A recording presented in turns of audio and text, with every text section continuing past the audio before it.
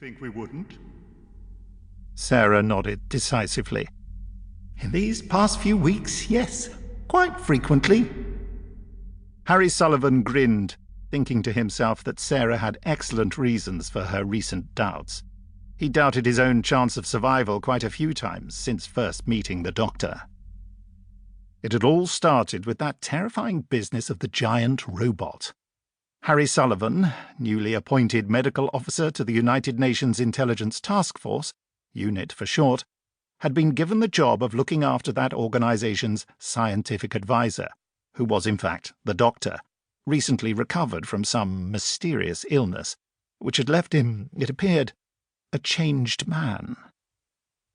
The robot business had been bad enough, but at least it had all happened on Earth, an Earth which Harry sometimes wondered if he'd ever see again.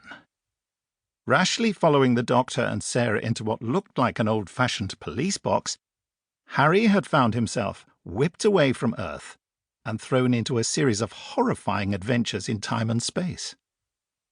They had just escaped, barely, from the most recent, an attempt by the Doctor to go back in time and prevent the growing menace of the Daleks.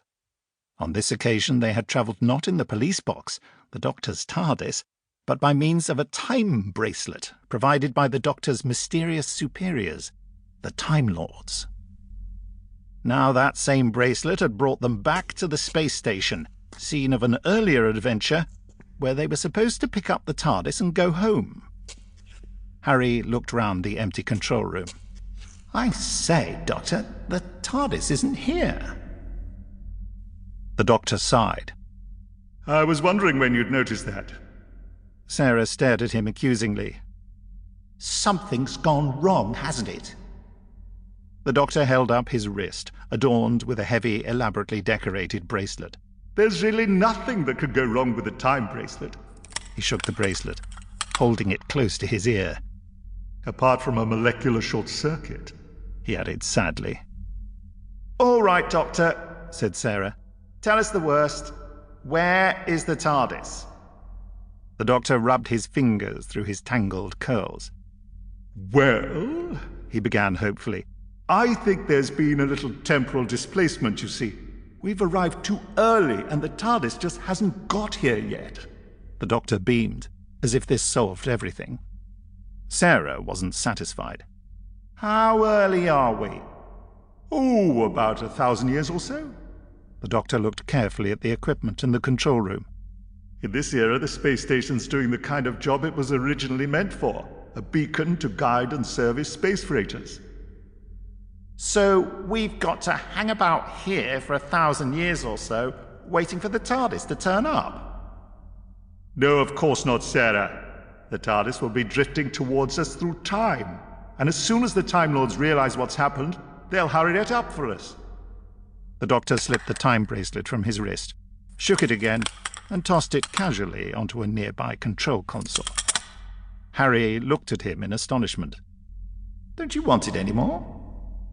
No, it's no more use to us now. Can I have it then? As a souvenir? The Doctor chuckled. Certainly, Harry. But you'd better look after it very carefully. Oh, I shall. Thanks awfully. Harry reached eagerly for the time bracelet, just as it shimmered and vanished. He turned indignantly to the Doctor. You knew that was going to happen. Who, me? Asked the Doctor innocently. Before Harry could protest further, the Doctor went on. Let's take a look around to pass the time, shall we? Now, as I remember, this door leads to the perimeter corridor. The Doctor slid open the connecting door. A stiff corpse fell out, landing almost on top of him. Instinctively, the Doctor jumped back, and the falling body crashed to the floor. All three stared horrified at the corpse for a moment. It was the body of a man in his 30s, wearing the simple coverall-type uniform of a space technician. Harry knelt by the body and made a swift examination. He's dead all right, poor chap. Dead some time. How long? Snapped the Doctor. Harry shrugged. Hard to say. A week or two. Could be longer. There's very little putrefaction there. The Doctor nodded.